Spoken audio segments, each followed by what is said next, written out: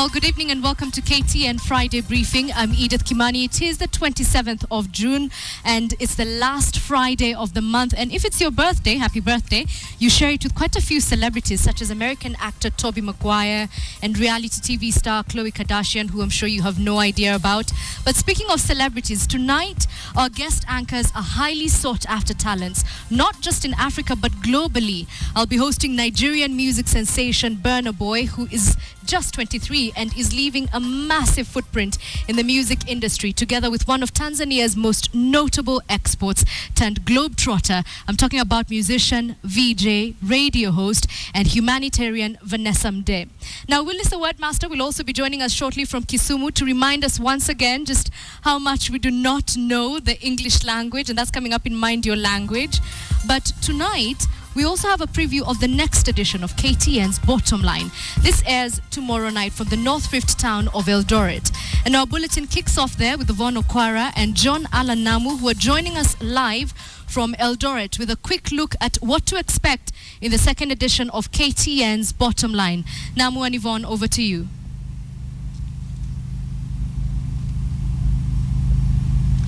Thank you very much, Edith. And we are in Uasin Gishu County, the County of Champions in Eldoret, and for this month's edition of KTN Bottom Line. Now, the country has for years, probably since independence, grappled with the issue of negative ethnicity and just how to bring all the tribes together in one nation that is known as Kenya. We've seen frequent flare-ups of, violence, especially that is ethnic related or instigated in various periods of history in the country, particularly during election campaigns, and most recently, I think, in the aftermath of the Mpeketoni attack. And that is why this month we are based here in Eldoret to discuss tribalism. We will unpack all the details. We'll speak about the various experiences Kenyans like you and I have had in various spheres of society. It could be in trying to get a job. It could be even in places that we didn't expect, like in church and on social media. Some of the places we wouldn't expect to see that. And so we are here, and that is what we will be discussing. And we have various guests from around the country, right, John? That's right, that's right. We've got various guests from around the country, like Yvonne had mentioned, clerics, members of the press, including us, but other people who will be sharing their experiences, people who are social influencers, people who have big voices on social media, people who write in newspapers, as well as members and leaders of cultural and tribal organizations, to try and get us a global perspective of what exactly we are dealing with here in terms of tribalism. We'll look at the history going back to when tribalism began to beat us and try and move forward to a place of significance, to a place where Kenyans can at least begin to have the conversation where they'll get to the point and say that we are now one nation. That's the conversation we want to try and kick off here on the Bottom Line this weekend on Saturday and Sunday. The hashtag, of course, as always, is KTN Bottom Line. So you can join us and give us your feedback all through this weekend on social media. The show starts at 6:30 p.m. on Saturday as well as on Sunday and runs through all the way to 10 p.m. Now, the reason that we chose Eldoret to base our live broadcast from is because Eldoret represents a number of things. It is one, the confluence of a number of tribes. In fact, it is the representation of the face of Kenya. People from all over this country, whether they are Luo or Kikuyu or any tribe or any shade of opinion or extraction, come here to live, work and play. So in that respect, it is a melting pot, but it also has been a confluence for serious tribal violence. So we're going to be able to go and do that. But for now, let's talk about the rally that took place in here today at the 64 Stadium, something that had unprecedented results, so to speak, where Raila Odinga's squad came into Eldoret town expecting quite a bit of resistance because of the bans and then the bans being lifted with respect to their rally. But it actually turned out quite different, and Mercy Kandia was on the ground at that historic venue where Raila's coalition tried to bring forward the agenda with respect to national dialogue. So here's that report from Mercy Kandia. Evidently emboldened by the rousing welcome they received in Eldoret, the CORD team spoke as candidly as they have done in the 4 big rallies they've held since Raila's return from the US. The much-anticipated rally took off without incident despite earlier warnings of tension in the county. And now they are telling President Uhuru Kenyatta that time is running out for a national dialogue. We are telling our brother Uhuru, things are bad. Usilalie masikio. If you don't talk, we will go on with the rallies until the people take back their rights. Although Raila's speeches during these rallies have been received with much acrimony by the Jubilee side, CORD is dismissing those who have interpreted Raila's push to mean he wants to negotiate his way into government. Hakuna jiwe hata moja tunawacha bila kufukua.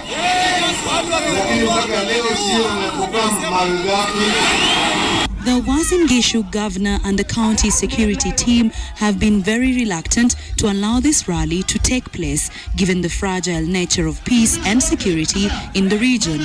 But CORD has not taken kindly to the resistance they received prior to the rally. No governor has powers to authorize any rally anywhere.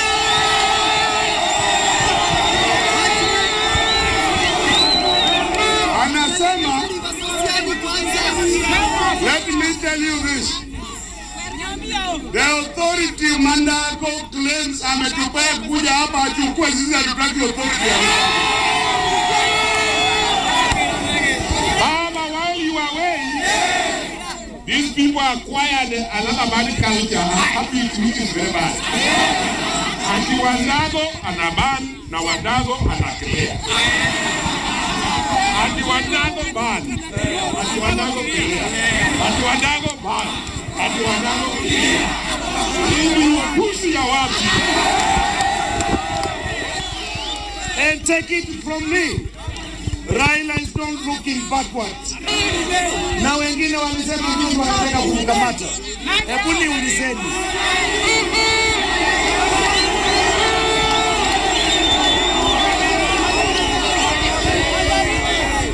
Kuna mtu anaweza kujaribu kukamata Raila? Asili akafikiria bado tuko kwa kipindi ya KANU. Kenya imeenda mbele. Akuje huko Migori nimtengenezee sherehe kubwa aitwe Jackson Odago. CORD winds up its Eldoret rally and is headed to Narok County tomorrow. They say the rallies will continue until the national government heeds to their call for national dialogue. Marcy Kandia, KTN, at the 64 Stadium in Eldoret, Uasin Gishu County. And that's how the events unfolded earlier today at the 64 Stadium. And this entire weekend, that is tomorrow and on Sunday, we have pitched camp here at the Sirikwa Hotel in the heart of Eldoret town. And we will, of course, be unpacking, like John Alanamo said, the issue of tribalism with the intent of seeking a way forward and solutions towards bringing the country together. Just like we did last month in Mombasa, we have a town hall set up. So we have members of the public who will be here to give their opinions. If you are in this vicinity, please do make sure you come here tomorrow at 5:30. Be seated by 5:30, and then we can get started with our broadcast at 6:30. There's a number of avenues you can also use. If you are not here in Eldoret, you can get in touch with us on email.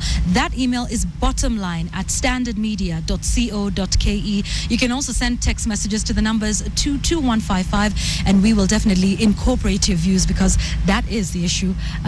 That is how we do it here at Bottom Line. That's right, Yvonne. That is how we do it here. It is going to be a conversation of real significance to this country. So make sure you take part, whether you're at home or whether you're here in Eldoret. But do follow this conversation, because we're trying to kick off something truly significant in trying to get our country moving forward. It will have some raw nerves. It will touch some raw nerves.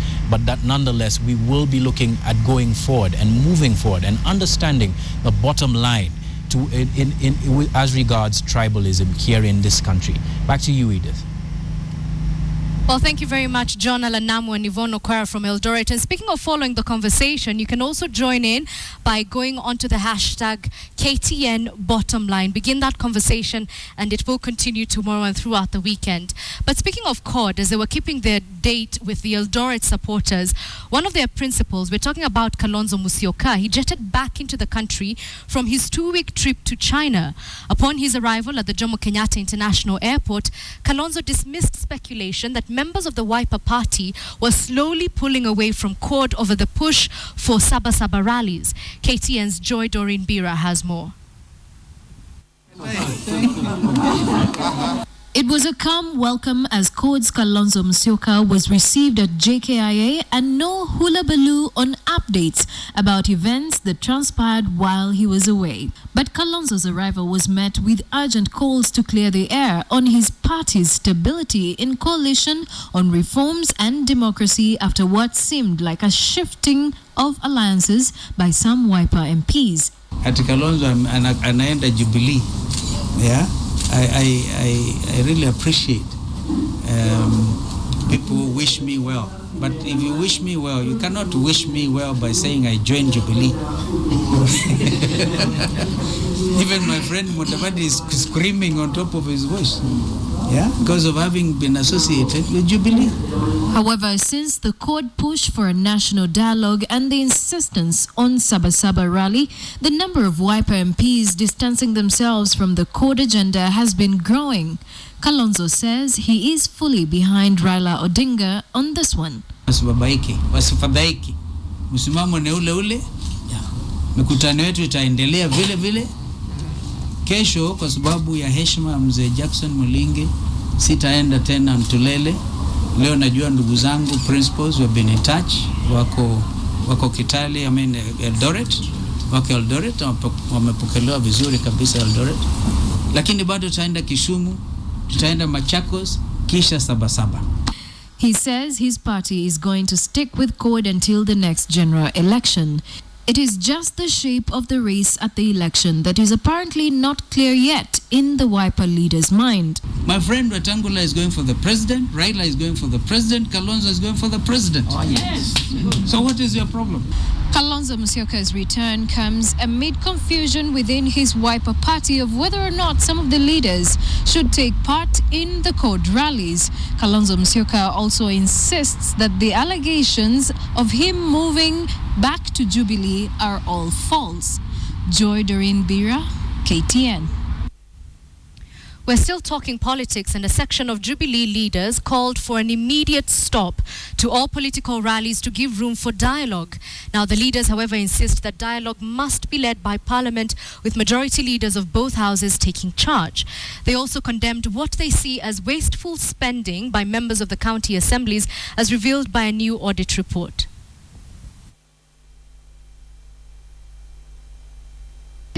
Kama viongozi na wananchi tumekubaliana ya kwamba, na nimeambia Raila Odinga, tusipochunga tutachoma nchi yetu. Na ndio nashukuru Kiraiko Tobiko juzi amesema wajumbe wale ambao wanaongea mambo ya chuki ya ukabila waende wakaandikishe statement. Tuko pamoja. Sasa mambo ya sijui tuongee. Nyinyi mmetuchagua kuwafanyia kazi ya kisiasa na kimaendeleo. Ni kweli? Basi kama kuna masuala ya ugatuzi, mambo ya IBC, mambo ya sijui ya nini, iletwe kwa National Assembly na Senate tuongee. Kina anasema ati mawingu imefanyika, ati karibu inyeshe tarehe 7 mwezi wa 7. Na ati tuongee kabla haijanyesha. Sasa sisi tunajiuliza ni mvua gani ambayo inanyesha, kwa sababu mvua tu inanyesha mara mbili. Kuna mvua ya kupanda mahindi na kuna mvua ingine ya kubomoa nyumba za watu. We want Honorable Raila Odinga to explain his statement that he has made today in Eldoret, that threatening the president to talk to him or it will rain hard in Kenya on 7/7. Well, the events of this afternoon coming from both the CORD and Jubilee coalitions are what lead to a big question this evening. And we're asking you, do you think CORD is using the right approach in their push for national dialogue? Do you think CORD is using the right approach in their push for national dialogue? Feel free to tell me what you think. The SMS number is 22155. You could also speak to me directly on at KTN Kenya or at Edith_Kimani. Let's cross over to the troubled village in Wajir of Gunana, which has been abandoned after families fled to nearby towns fearing fresh attacks. Now, the Kenya Red Cross says more than 1,000 residents have been forced to live in makeshift camps following the latest attack, in which at least 20 people died. KTN's Ian Wafula spent several hours in Gunana and now brings us this special report. Bullet casings rest on the ground at the entrance of Wajir's Gunana village, the most unsafe area within the county.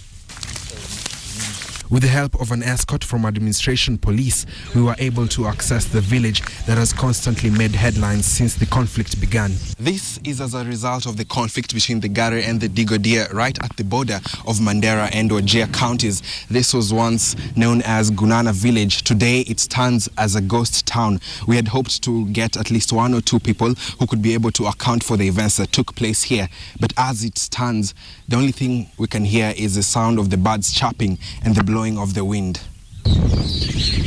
Only a handful of houses and compounds are intact, but a closer assessment shows that the occupants had no time to salvage their belonging. The air is filled with particles of ashes from the burnt houses at every corner of the village, and signs of vandalism are evident. Even the only mosque was not spared. The harsh terrain, a bad road and no communication network largely hindered proper access to Gunana during attacks. A number of families are still fleeing the towns near Gunana, heading to different IDP camps within the county. It is reported that during the early stages of the attacks, the women and children were evacuated to nearby towns by the administration police, leaving behind only the men and livestock. Tarbaj, for instance, has offered a safe haven for over 1,000 displaced persons.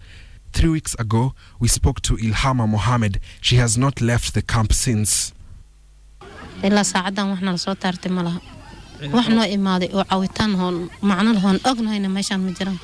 conflict is believed to have begun in 2013 when a businessman from the Digodia clan was killed under unclear circumstances in Mandera County on the 27th of February last year, just a week before the general election. Since then, the attacks have been retaliatory between the two communities. The Gare, who largely dominate Mandera County, and the Digodia, who are majority in Wajir County. Statistics from the Kenya Red Cross indicate that at least 12,140 households have been displaced. Speaking in Wajir County today, CID boss Ndegwa Muhoro said 30 officers had been deployed to both Mandera and Wajir counties to investigate the real cause of the conflict. I want to appeal to members of public from this county.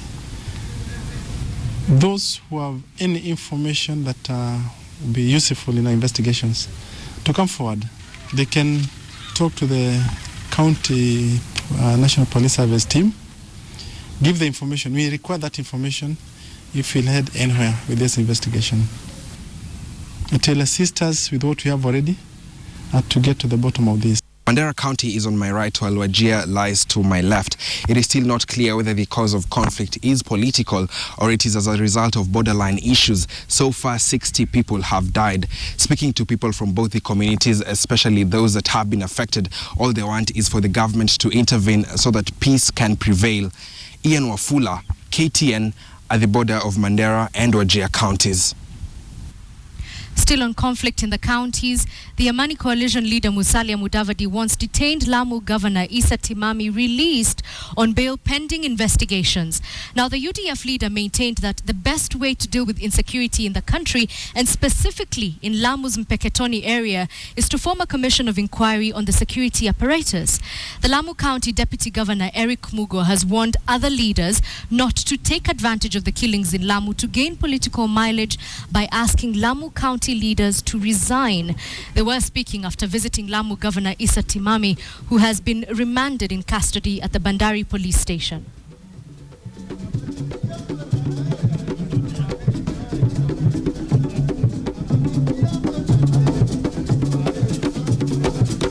Mtu ukiona anaota moto wakati wa jua ni mgonjwa ama ana kasoro. Kuniambia ni resign ni kama kuniambia niote moto wakati wa jua. Mimi sina kasoro, mimi si mgonjwa. Kazi yangu ni kupatia direction watu wa Lamu na nihakikishe amani imeweza kudumishwa na tumeweza kuishi kama mandugu. Need to ask questions in Lamu that if they say they knew in advance, then who did not act if they knew and they had information in advance? If on one side you jump to the conclusion and say that this is not terrorism, then how come one of the things you are investigating against Mr. Issa is terrorism? Let's have a look at what's happening in the courts now. And it's a story at the Court of Appeal where 6 administrative police officers have been set free, and they had been sentenced to hang in March 2011 for the shooting of taxi drivers in Kawangware. The acquittal comes after their lawyers convinced the court that the High Court had not adequately considered the circumstances under which the officers killed the victims. KTN's Najma Ismail has that story. In March 2011, Ahmed Omar, Ahmed Shafi, Michael Lewa, Moses Lochich, Nelson Kipchirchir and Eric Melizek allegedly fired at least 61 bullets at 7 taxi drivers. The drivers Joseph Mwangi, Harry Thuku, George Dairu, James Mwangi, William Jau, Joseph Chege and Thiongon Joroge died on the spot. In their defense, the AP officers said that they thought the taxi drivers were members of the Mungiki sect. The appropriate sentence on all the counts is death as by law prescribed. The High Court sentenced the APs to hang, but now the Court of Appeal has set them free, with a 3-judge bench ruling that they killed the taxi drivers in self-defense. The judges found that the victims had ambushed the AP officers with machetes, forcing them to fire in self-defense. They said it was unfortunate the trial court failed to consider that testimony during the defense hearing. Kupiga simu ilichukuliwa, lakini hakuna majibu nilisikia kwa simu, hakuna mwenye aliongea. The appeal was filed after their conviction by High Court Judge Fredo Chieng in December 2012. Najma Ismail, KTN Friday Briefing. Well, we had been looking at macro politics earlier. Let's now zoom into party politics. And the National Alliance Party is walking a tightrope in Gatundu South after its parliamentary nominee was charged with hate speech.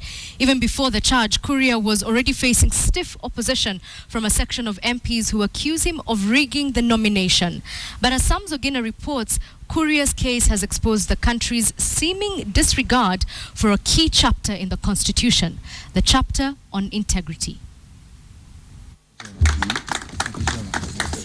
He is a man whose quest for leadership has raised both political and legal storm. Moses Kuria's nomination as TNA's candidate in the forthcoming by-election in Gatundu South constituency is being contested both from within and without Kiambu County borders. But that notwithstanding, it is the hate speech case against him that poses the biggest credibility issue in his candidature. Kuria was charged on Thursday and released after denying the charges. The case set to be heard in September, exactly a month after the Gatundu South by-election, meaning he is going to the ballot with a cloud hanging over his head. Kuria's scenario, a replica of President Uhuru Kenyatta and his deputy William Ruto's situation in the run-up to the 2013 elections. Uhuru was facing crimes against humanity charges that he described as a personal problem, only to be compounded to a national problem once he was elected president. The country seemed undecided on how to use Chapter 6 of the Constitution, which talks about leadership and integrity. The Commission on the Implementation of the Constitution only saying it is the responsibility of the public on the choice and crop of its leaders. I think Kenyans must also continually ask the question, in terms of someone's conduct, because the conduct that you're accused for is known. that conduct can also be assessed by the citizen, and the citizen will make a decision, not necessarily because you have been stopped from standing, but on the basis of your character and conduct, whether you deserve public office. That is Kyari Kuria, having been duly nominated as a National Alliance candidate. And to add on to Kuria's problems, pressure is mounting on TNA to probe the Gatundu South nomination exercise. A section of TNA leaders claiming that Kuria rigged himself into being nominated in the party primaries. While the party formed a dispute resolution tribunal on Thursday to begin its probe and hand its report before July 5th, the leaders opposed to Kuria had issued a one-day ultimatum to the tribunal. Secretary General or law to come out clear and clean out of this matter, because he actually even gave the certificate to the wrong person. The certificate should be given to Joyce, Mrs. Joyce Gogi, because we have a very clean record. I think out of the last election, only 3 members can say that there are issues in the areas, and even these members will attest, and many more, that indeed we have held true to that mantra that we hold as a party. Kuria remains a vocal, controversial figure, and even the debate around him is exactly like the man, controversial. Samugina, KTN. The Muslim holy month of Ramadan is just about to begin, and leaders have called on Muslim faithful to pray for the country during their fast. Najma Ismail has the details. The mosques across the country were flooded with Muslim faithfuls today as they gathered for Friday prayers, being the last one this month before the holy month of Ramadan commences. Leaders sent out messages of peace, urging Muslims to pray for the country during this difficult time. This month is a time for Muslims to commit to peace and to show compassion for fellow human beings. As I wish all Muslims God's blessings, I urge them also to offer special prayers for our country to overcome the challenges that we face as a nation. This country is going through difficult times, and this is the time that we need to use our minds and stop senseless killing for one another. And as Muslims eagerly await the sighting of the moon, Chief Qadi Hamad Qasim said that to avoid any confusion that has been witnessed in the past, anyone who will see the moon should immediately inform his office.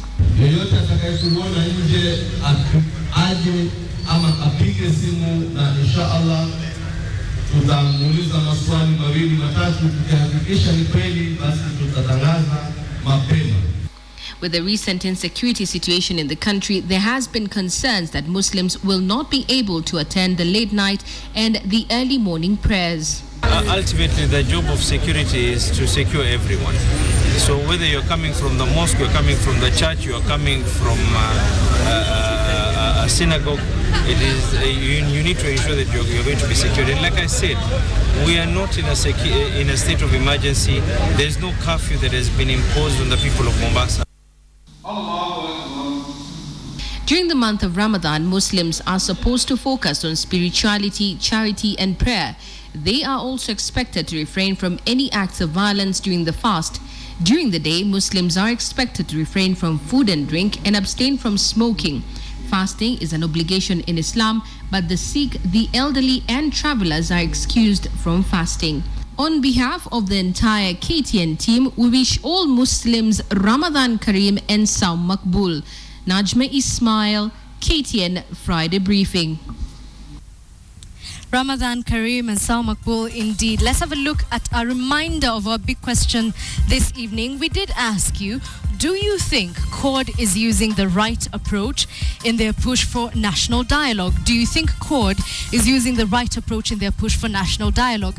As you answer this question, feel free to tell us what you think they should be doing if you think not, and if they're doing what you think they should be doing, feel free to tell us that as well. My hashtag, the hashtag for this show is Friday Briefing, and you can also get in touch with me by tweeting at Edith_Kimani or at KTN Kenya. We'll be right back after this. Stay tuned. Stealing the dead. Man accused of raiding graves for human bones.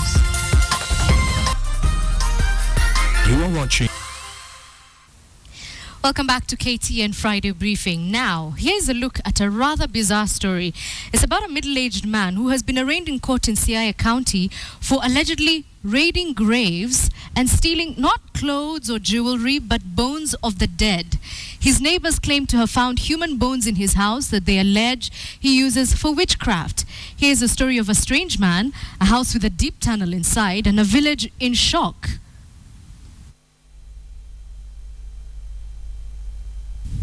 Police and villagers of Malanga village of Rarieda in Siaya County spent the better part of yesterday searching for human remains, bones and private body parts that villagers allege 35-year-old Evans Osewe had been collecting and keeping. They combed the house and found a tunnel believed to be used for hiding bodies that the owner of the house is alleged to have been exhuming from graves. Villagers claim the middle-aged man was fond of visiting gravesites in the dark of night.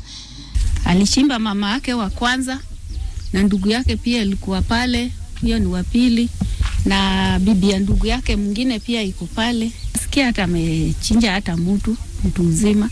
And after hours of searching the house, what police found did not match the villagers' alleged earlier findings. Found from him was some substances that we concluded maybe it was germs for witchcraft. Though Osewe has been arraigned in court for allegedly practicing witchcraft, residents here are puzzled.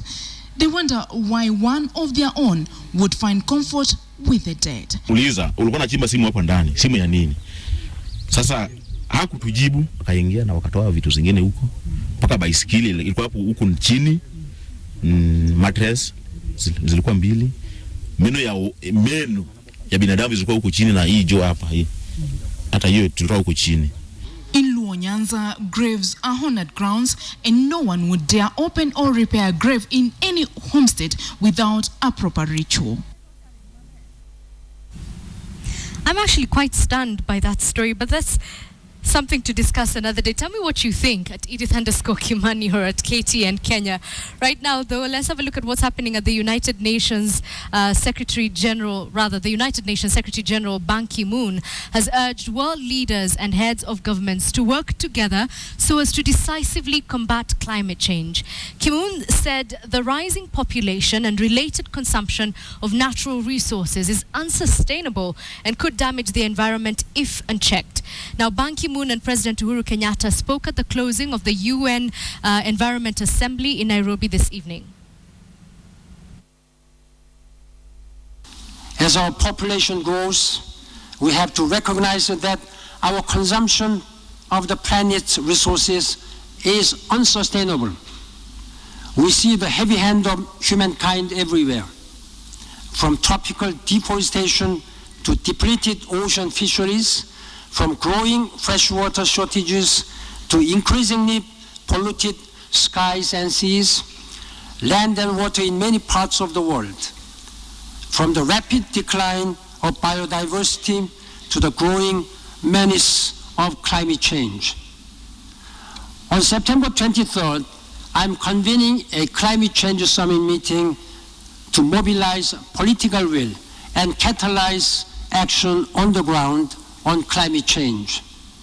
I urge all the leaders and I urge you all to ensure that your heads of state and government and your leaders from business and civil society attend. Let the unfinished business of the MDGs be done, even in the new dispensation that we have adopted for ourselves. I note also with satisfaction that you have adopted a decision on the illegal trade in wildlife. My government in particular warmly welcomes your bold verdict. The trade destroys our heritage and threatens our collective security. Your stern response to the menace assures us that our concerns have been heard. In turn, we promise you that Kenya will fight this illegal trade as firmly as we are able, and I look forward to the success of our new partnership. Titus Naikuni, the towering Chief Executive Officer of Kenya Airways, is often perceived as a proud man in his astute way of doing things. For 11 years, Naikuni has been at the helm of Kenya Airways more times than most chief executives at other airlines. As he prepares for retirement in November, the KQ CEO sat down with KTN's Michael Karanja and revealed the secret behind his longevity and demonstrable success at the international airline. Titus Naikuni is a name that has become synonymous with Kenyan aviation. Having been appointed as Group Managing Director and CEO of Kenya Airways back in 2003, Naikuni has enjoyed the success and challenges associated with running an international airline. In the last financial year, the airline cuts its loss by more than half to 4.8 billion shillings as the airline adopts a more cost-efficient way of doing business. We scrutinize each and every procurement that we do. And in fact, we got to a level where it was being scrutinized at director level. And then we also started looking and saying, there are things that we are doing. Must we do them? Are they really necessary? And that's how we cut down on a lot of unwanted costs. It is, however, the uncertainty of fuel prices that has kept the CEO on his toes, arguing it has been the biggest cost challenge to date. Just remember the days when fuel used to be around $50 to $70 a barrel. And now we're into hundreds. So it is still a major issue, but we've got to start understanding how to operate in a high fuel price environment. The last 11 years have been a joy for Naikuni, who by his own admission did not think he would be ever running an airline. A trained mechanical engineer and a graduate of the Harvard Business School, Naikuni first cut his teeth at Magadi Soda, where he worked for 21 years. When the opportunity presented itself in 2003 to join Kenya Airways, he took it with both arms. His greatest high, opening up new routes. My other high was when we started opening up the Far East. We started with Bangkok. Against people's expectations, people thought, no, where are we going? You know, because people had not been exposed to the Far East. I had been exposed to my previous job, so I knew where we were going. With trade seemingly moving towards intra-Africa and rapid growth prospects on the continent, Naikuni sees a bright future for the airline that refers to itself as the pride of Africa. If you look at the continent itself, it needs connectivity, which is still very low. That is connecting one country to another country. Now, that's not just a question of you getting an aircraft and starting to do it. You need to have bilateral air service agreements signed between governments. So governments need to start opening up their space. And that is happening, but it's still slowly. Not one to rest on his laurels, the long-serving CEO has identified the opportunity to diversify the airline's revenue streams. On the cards is the construction of a transit hotel near JKIA that he thinks could be a lucrative venture. The plans for the transit hotel are at an advanced stage. We've had, first thing is to identify the land. We've identified land at the airport, which is owned by a third party. We want to work with them, but also our pension fund may be involved. So those discussions are going on. At least sometime this year you'll hear breaking of the ground for sure. And as he prepares to take a step back from the rigors of running an airline, Naikuni is happy with the changes that has been seen in the field of aviation. He would, however, like to see the government encourage more investment into the sector he believes has barely scratched the surface. I think the government should encourage investment in aviation. When I talk of encouraging investment in aviation is reducing the amount of taxes that are imposed on even the small operators and improving the infrastructure in various areas. To train a pilot is very expensive. And I think we should not make the whole area of piloting a preserve of the rich. And the government, I think, has a responsibility to try and make sure that there is a mechanism of getting people trained locally, but of course at affordable prices. Because right now, it's only the kids of the rich who can afford it. Now, we're lucky ourselves in the sense that we created a product which allows the kids of even the poor people, but who have got the aptitude to fly, to go for training. Michael Karanja, KTN Business. Now our guest anchors from across the globe. Thank you for joining us. Thanks for having Burner Boy, keeping a girl waiting. Shame. No, it's the traffic, man. You guys' traffic is terrible out here, man. It's the traffic. And the lovely Vanessa Mde, thank you for joining us this evening. Having me. So Vanessa, let's kick off with you. You have a brand new video and a brand new song coming out. And in case people don't know who Vanessa is, she's a musician, a VJ, humanitarian, radio host. What don't you do? I don't cook. Really? That's one thing. Seriously? For real. Ever? I burn water. Do you cook? Yeah. You're looking very relaxed. We've never had guest anchors who look this relaxed. It's a relaxed atmosphere, you get me? Relaxed atmosphere. Yeah, man. Okay, so Vanessa, your new video, you're doing a lot of things, obviously. How are you able to keep up with all of that? All of those things that you do? And sure, I'm an Energizer bunny, so I really like to keep myself occupied. But at the same time, I get bored really easily. So every new thing that I do or every other thing that I do is really just a challenge and just to engage my active mind. To engage your active mind. Yeah. Berna, you make hit tunes or hit This songs. is How do you true. do that? This is true. He says, this is true. How do you do that? I mean, I just make what feels good to me, you get me? Like what my spirit tells me to make. And I don't really consider others when I make music. You understand? Really? That's new. So you don't, when your producers are saying this is a really hot beat, if you don't feel it, then it's not going anywhere. Yeah, that's what I'm saying. Like, they make the beat and then the beat speaks to me and then I deliver. You understand? So at your age, how old are you? 23 now? I'm going to be 23 on the 2nd of July, which is about a week or two from now. So birthday plans? What are we doing? Well, I didn't plan, I was going to be on tour, but maybe I'll cancel a show for it or something. You'll cancel the shows. Yeah, 'cause it's my birthday, man. Okay, speaking of cancelling shows, Vanessa, I'm pretty sure you've heard this. And Berna, you even say this in your song. You've been called a bad boy. People say you're difficult to work with. How does that work with you? You've kept me waiting on live TV. You see what I'm saying? Like, I'm just misunderstood, man. Yeah, I'm just very misunderstood, but it's all good. I'm understood by the So right who are you really if you're misunderstood? I'm just the guy that knows what he wants. You get me? Like, I know if I'm supposed to be here, I'm supposed to be there correct. I'm not supposed to go there because you said I should go there and then end up disappointing my fans. Okay, so Vanessa, is that how you operate as well? When it speaks to you, then you do it. I do, but I'm also very considerate of other people's feelings. That's our difference, you know. I'm one of many siblings, so we were taught to split the cheese. Speaking of siblings, Namterum Day is your sister. She's my sister. And she's your older sister. Did you ever feel like you were growing up in her shadow? Have you seen her hips? Of course I was. But no. Please, no. not the dating show. Exactly. I mean, she's great. I mean, she's absolutely amazing. I only looked up to her at all points in time.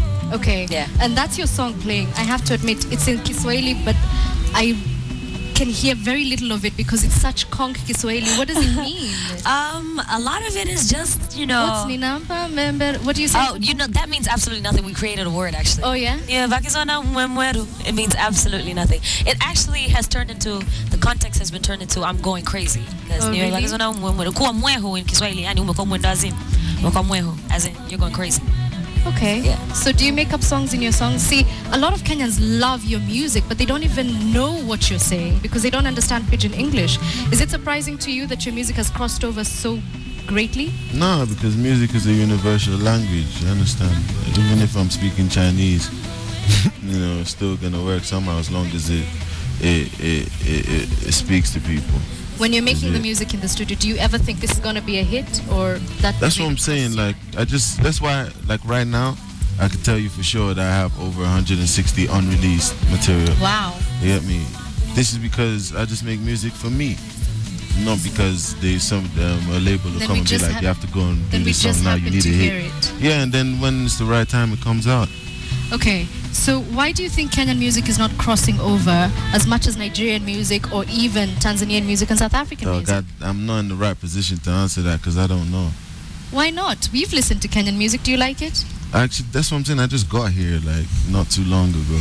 Okay. You know, so I don't really know much. So I'm in no position to say what's good for them. Vanessa, do you listen to Kenyan music? Why do you think it's not lots. crossing over? I honestly think that the music is good. So there should be ways in which it can cross over. I think the problem begins at home. I think a lot of our radio DJs, our bloggers, our audiences don't support Kenyan music as much as they should. Yeah. Same case for Tanzanian music. Once this happens, I guess there will be some sort of ripple. If you go to Nigeria, I tell you the truth, you go to a club in Nigeria, it's Nigerian music from the beginning to the end of the night. Like, you will hear like one Beyonce record, but it's Burna, it's Iyanya, it's Davido, it's like you know. Is this how it works in Tanzania as well? You can go to certain clubs in Tanzania where they play no foreign music and it's all Tanzanian music. So already you're giving the artist a chance. You understand? So, and also just the investment. I feel like a lot of Nigerians, West Africans invest a whole lot into their music. It's a business.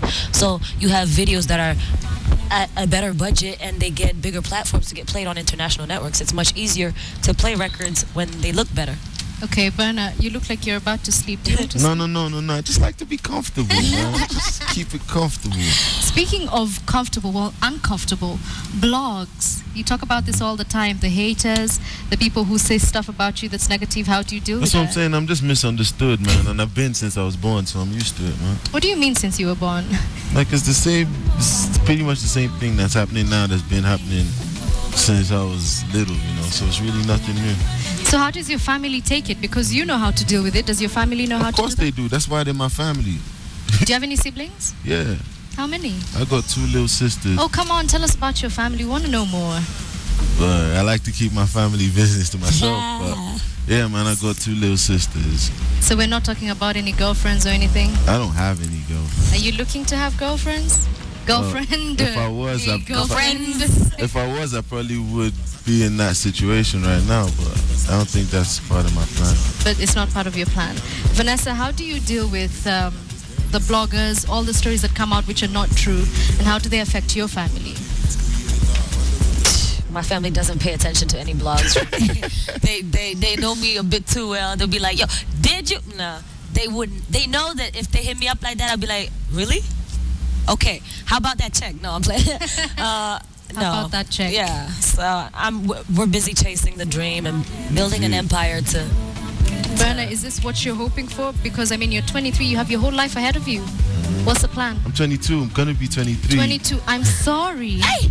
I'm sorry. She's a few days early. Yeah, a few days early. Okay, 22. Like, I want everyone to say happy birthday to me on my birthday. Like, they're gonna make it. Pre-happy birthday, how about that? Yeah. Pre-happy birthday, okay. Thank you very much. But you have your whole life ahead of you. What's the plan for you? Because a lot of artists are looking to get to where you are now. Well, it's the same way I'm looking to get to where Jay-Z is right now. Is it? So it's a food chain. Yeah. So would you say that's sort of your inspiration, Jay-Z? Any local ones? Any from Nigeria? Of course, man. Like Two-Face. You know, if I was to name names, man, it would be long. It would be long. Yeah. Okay, so let's take a pause there. We'll be back talking to the 2 stars, finding out why they're in the country. So there we go. I'm sure you've heard their music. Burna Boy, that video, we were just talking about it earlier. There's a part that I watch and I always... Yeah. You know what part I'm talking about? The guy is dancing and he's on the street. Was this a closed set or it's just as raw as we see it? It's real. Like, it's real stuff. It's real traffic, real car, real person. And people in Nigeria just dance what were like the that on the reactions, street? though? Like people on the It's street. entertaining. That's really interesting. Would you do a video like that? Of course. There's nothing more amazing than just natural environments and people just reacting to stuff like Okay, so let's talk about why you're here. Okay. Because there's no show. So Berna, why are you here? Apart from looking for a wife. I know that's what you're really here for. Well, yeah, you just knocked me off. But yeah, man, I'm here for, well, right here, right now, sitting here. Well, no, not right here, right now. Why are you in the country? Oh, Coke Studio, man. Coke Studio series thingy. I'm sorry, Vanessa, could you please explain what you're trying to say? Coke Studio series thingy. No, we're here to tape Coke Studio Africa. Yeah, that's what I said. Season. So that's been seen as sort of the biggest platform for African artists to come together. Right. How does this feel for you? It's great, man. You don't seem particularly excited about it, Vanessa. No, you don't let his... Why am I being attacked out here? No. Forget it. No, it's a great platform. To be honest, these fusions make it so much more special. I think the reason why the show is so successful is the fact that people from the West, from the East, from the South get to watch their favorite artists interact on a musical platform and do stuff that they don't necessarily get to see behind the music and all of that good stuff. So who would have ever thought that me and Berna would be making music and doing some cool stuff like that? And, you know, it's just an interesting mesh, first of all. So basically, you were expecting me to say all this. Yeah, why not? That's what I'm saying. I'm a guy. She's a girl. What does that Guys mean? don't really talk much. Generally, Which where guys? I come from, guys don't really talk much. Though. That's why we have. Yeah, Ooh, they be on I'm it. from Okay, I'm from the fine. south of So Nigeria. between the two of you, as you argue on this set, I have one more question between, and then you're having a lot of fun. On The this party set. Okay, is that wrong? No, it's not wrong. Go ahead, go ahead. So we have one more question before you. One of you has to read an intro on the auto cue. You have to decide which one. Let's talk money. Money, money, money. It is said that when an African artist leaves a continent, that's when the money rolls in. There's a perception that Nigerian musicians are particularly wealthy, rocking Versace shades, gold and whatnot. Is this true? Let's start with Vanessa. Look, I am working my way to the top. As he said, there's a food chain. When you know, straight up, there's a food chain, and just I think the various regions of the continent So are various in terms of industries the have food developed. chain, Right. where is what country right now? Nigeria and Southern Africa way at the top. Straight up, there's a structure that allows for artists to be paid a certain amount, and you know, just there's a distribution that makes sense. Yeah. I feel like the East comes after. So Berna, money, money, money. I get money. I don't know about anyone else. Is it what we see in the videos though? I mean, there are people who look at you guys and they say, I don't want to go to school, I just want to do music because it Why brings would a you lot not of money. want to go? Well, I mean, I understand that, but go to school, man. Good advice. Go to school. Man of few words. So who between the two of you is going to read the intro for us? Okay, I'll do it. You'll do it? Please, Vanessa, feel free to jump in and help him out if he gets stuck. So you're going to As soon as I get tired, I'll just... So you're on that camera over there. Come for. Okay. And you'll just read it and it's going to scroll up. All right. Please introduce yourself using your government names. If you were given Burna Boy at birth, say your name is Burna Boy. Burna. My name is Damini Ebonlua Ogulu, aka Burna Boy, and I'm about to read you something. Have you ever wanted to just slap someone silly? A group of people agreed to do it on camera, and the video has gone viral. Gian Moose explains. Wow, you're easily tickled. So during the break, you said one of them had 4 hands. So how do you think you did in terms of reading the news? You said I did good, so I must have done good. Yeah? How do you think you did, though? I don't know. I don't know how I'm supposed to do it. Okay, fine. Let's see how Vanessa does it. You're supposed to introduce our sports anchor, Lynn Washira, who is in a different studio. Please look into Cam 2. Okay, and here to bring us our sports update for the day, joining us from another studio, this is Lynn Washira. Thank you very much, Vanessa. And of course, I'll be bringing you a lot of sports news after a short break. Do stay with us. Well, a very good evening and a warm welcome to KTN Sports. I'm Lynn Washira, and we kick off the bulletin in Nanyuki, where former Kenya National Rally champion Carl Flash Tundo, navigated by Team Jessup, took the lead after day 1 of the KCB Mbenki Rally in Nanyuki today.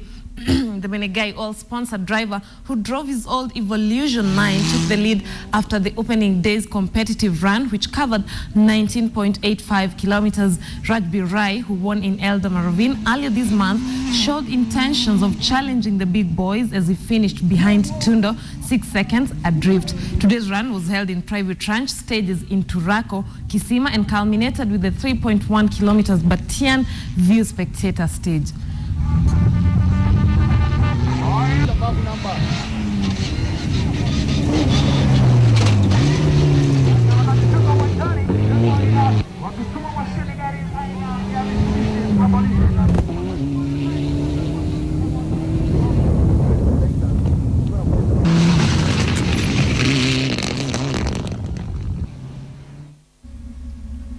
And moving on, the 2014 Commonwealth Games participants are expected to report to residential training camp this Sunday at the Moi International Sports Centre, Kasarani. The Glasgow-bound squad comprises of 195 athletes drawn from 15 disciplines. The National Olympic Committee is targeting to surpass the 2010 New Delhi Games performance, where Kenya won a total of 32 medals. The Glasgow Games get underway on the 24th of July. To date, these games have been funded by two main stakeholders. That is the government of the Republic of Kenya, who will be taking a bigger share of the games budget, amounting to almost 231 million. The remainder, which is about almost 100 million, is being taken care of by the National Olympic Committee of Kenya. The team that was elected, and the public at large, the team that was selected through a transparent, fair, supervised process, and we are happy with the team across the board. Boy thinks Nigeria will do against France in the knockout stages. But staying in Brazil, the national football team Harambee Stars were among tens of hundreds of fans who witnessed Ghana's exit from the FIFA World Cup in Brazil. The Stars, who traveled to Brazil as spectators courtesy of President Uhuru Kenyatta, also visited the Kenyan embassy in Brazil. Kenya has never qualified for the World Cup, but the president's intention in sponsoring the Stars is aimed at inspiring them.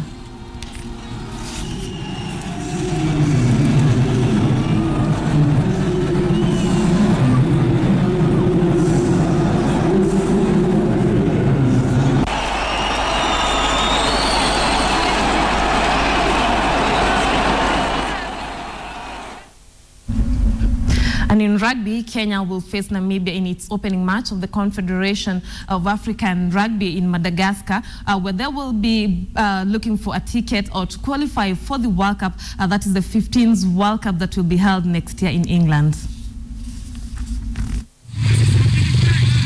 The Kenya 15s rugby team is set to go all out in its fifth attempt to qualify for a World Cup when the Confederation of African Rugby tournament gets underway in Madagascar on Saturday. Kenya's first attempt at a stab at the World Cup was in 1995, where they finished third in the qualifiers after winning only one match against the Arabian Gulf. Namibia, who Kenya lost to in 1995, will be her first opponents tomorrow. Being the defending Africa champions, Kenya will be under pressure, but coach Jerome Power Waters believes the build-up to the tournament has put the Kenyan boys in the right frame for victory. We've done everything, and we're positive going to Madagascar to face the challenge. The coach handed Martin Owila his full international debut and will be in the company of Brian Nyikuli and Michael Kombe in the back row, where William Baka is missing in action following a last-minute training injury. We respect what our opponents have done also. They also not coming to participate, they also coming to win. However, we're really confident in what we've achieved. It's quite tricky because you have to play all the three teams at the end of the 10 days. You get your wins, you get your first win, and you move on to the other games, then that will really help. Kenya's match against Namibia will kick off at 1 p.m. Kenyan time before host Madagascar plays Zimbabwe. Kenya's next match will be against Madagascar on Wednesday before playing Zimbabwe on 6th of July. The winner of the round-robin tournament will automatically qualify for the England 2015 World Cup, while the runner-up will battle for a slot against a European outfit. And staying with rugby, the third edition of the Masaku Rugby Sevens tournament kicks off tomorrow after 2 days of curtain-raising tournaments involving schools and university teams. Today was the university team's turn, where Embu edged out Masaku 14-10. Catholic University was stronger than Dagoretti as they thrashed them 28-12. In other matches played today, USIU stormed over Stromas 22-7, while Rongo University lost 28-0 to Thika. Machakos University emerged winners over the Brabus. The Masaku Sevens has attracted teams from Norway, Fiji and Uganda, and will be played over 2 days. Right, and our big question this evening, we had asked you, do you think CORD is using the right approach in their push for national dialogue? Do you think CORD is using the right approach in their push for national dialogue? Well, the results are in, and 52% of you think yes, while 48% of you say no. Thank you very much for your responses. It's now time to wind up this edition of KTN News Desk. Of KTN Friday Briefing. I knew I would say that at some point in my life. Of KTN Friday Briefing. And thank you to our guest anchors this evening.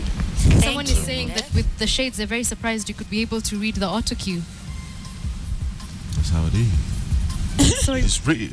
Superman, Man of Steel. Tell us do something in a little bit of Pidgin before you leave, and then Vanessa will do something in Kiswahili. Something like what? Say, my name is Burna Boy. I was at KTN. Good night. My name now, Lua Burna Boy, and I geese for KTN. Good night. And I say, B, good night. Thank you very much. Vanessa, he could have just insulted us. It's fine. You know? Oh man, mine is boring. Naitwa Vanessa Mdee. Tuko hapa tunatizama habari za jioni. Za usiku. You're asking the wrong person. Za usiku. Tuko na mrembo dada Edith. Asante sana kwa kutukaribisha. You're welcome. All right, thank you very much for joining us on this edition of KTN Friday Briefing. I've been your host, Edith Kimani. Good night.